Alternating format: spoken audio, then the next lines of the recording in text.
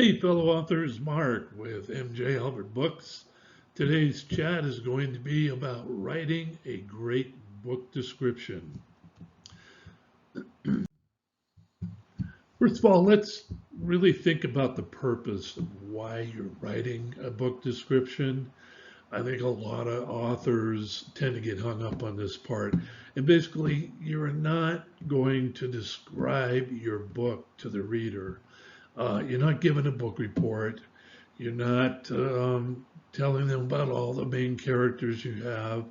Basically, your purpose with your book description is to close the sale.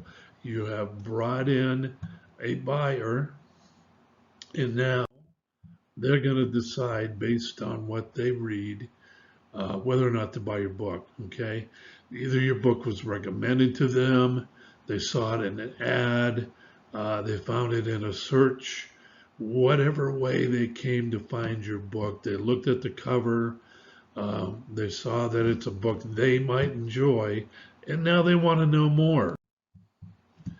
So what are they looking for really? They're looking for validation for their purchase.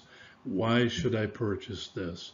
And there's only two places they're going to get that, and that is from your book description and also from reading reviews from other readers. Now, in order to convince somebody to buy your book, there are 4 parts to a fiction book description that you need to pay attention to, and they are listed here: the hook, the synopsis, the selling paragraph, and the CTA, or the call to action. And when you're devising these components, you want to try to keep them as distilled as possible. When you write them out the first time, go through them again, take out any words that are really unnecessary to your message, rewrite it over and over until you get just the meaning you want to get across. And the first part is the hook. You want to give a distilled description of why this book is written. What's the story? What's at stake for these characters? What are they going to encounter and overcome? The second part is you want to very briefly go into a synopsis. You might use 1 or 2 main characters as you're doing this and give a basic high-level view of your book and what it's about here.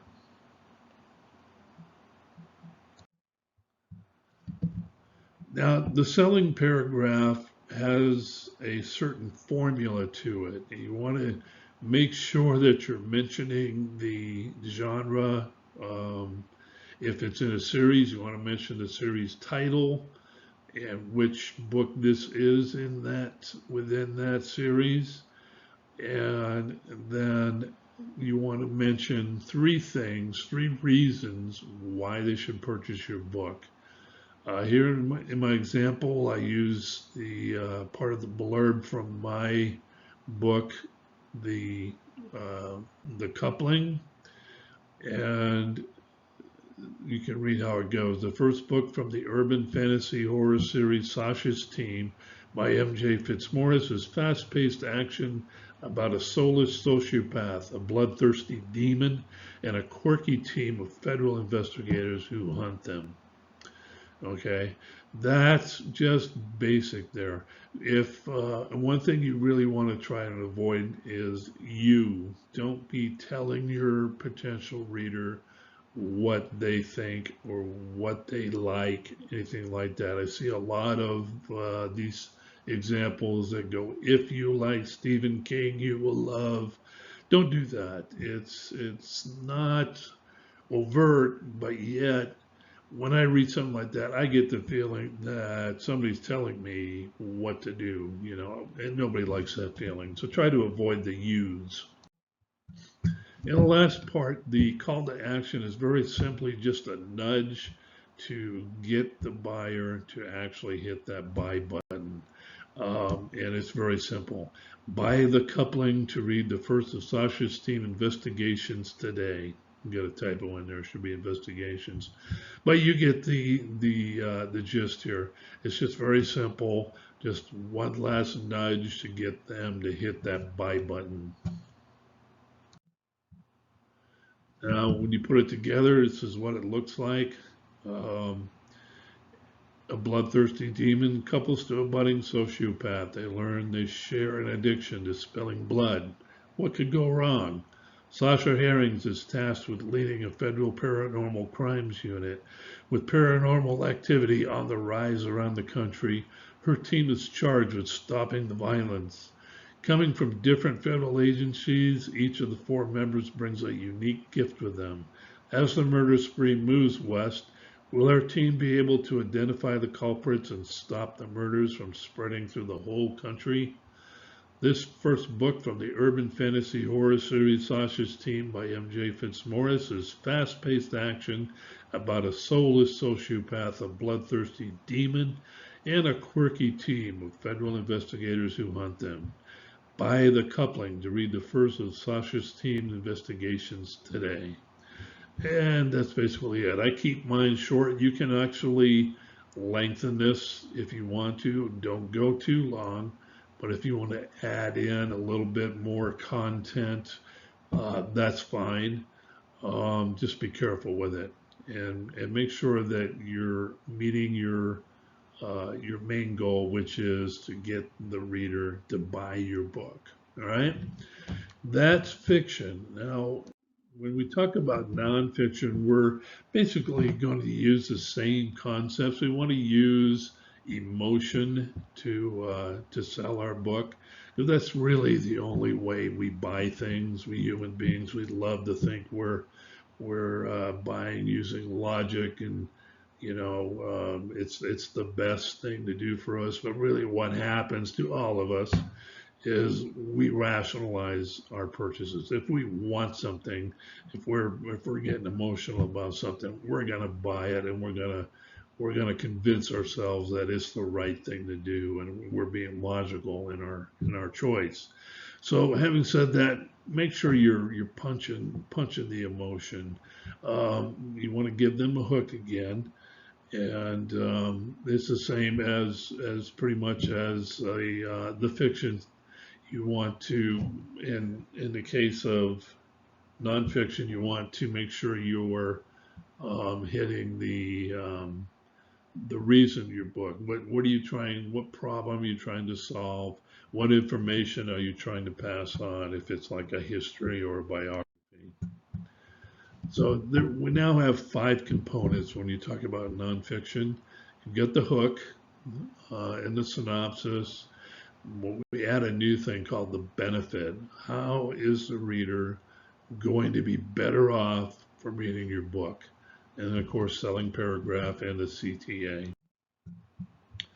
Now, with the hook, we are looking to solve a problem.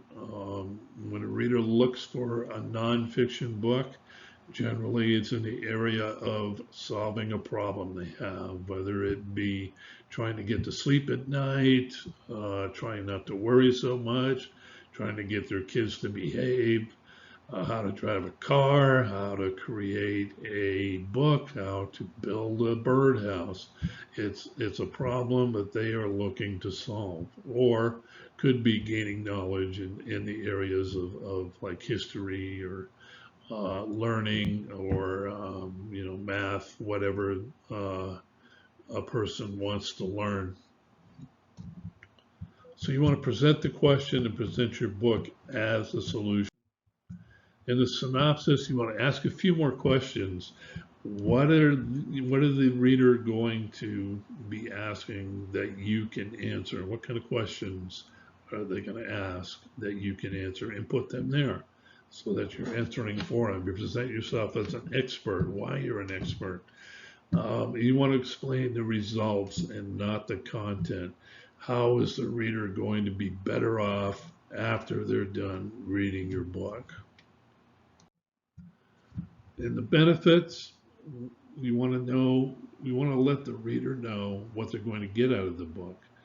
And like it says, don't just go through your table of contents step by step. This is what my book is about, blah, blah, blah, blah, blah. No, this is where you grab the emotion. This is where you tell them they're going to be millionaires if you're giving them a way to become financially successful, or they're going to have this gorgeous swimming pool if you're going step by step on what it takes to build a swimming pool.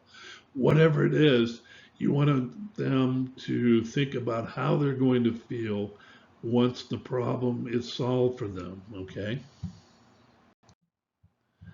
And a selling paragraph, you want to use different adjectives here. And there are reasons for that. Basically, you're not entertaining at this point. You're teaching, you're solving a problem. So naturally, you're going to use different types of adjectives in your selling paragraph. But still, you want to find three reasons that they should buy your book and put them in here. Okay. And here's some examples of what you can say in your selling paragraph. And then, of course, the CTA is basically the same. You want to keep it simple. Buy my book today to be rich tomorrow. Get this book today and build a better birdhouse, or whatever it is. Learn how to meditate. It could be anything. Okay. And I hope that's been helpful. If you have any questions, send me an email, mj@mjalbertbooks.com. Hit the button below and like and follow me if you would. That would be great. And I wish for you all the success you can handle.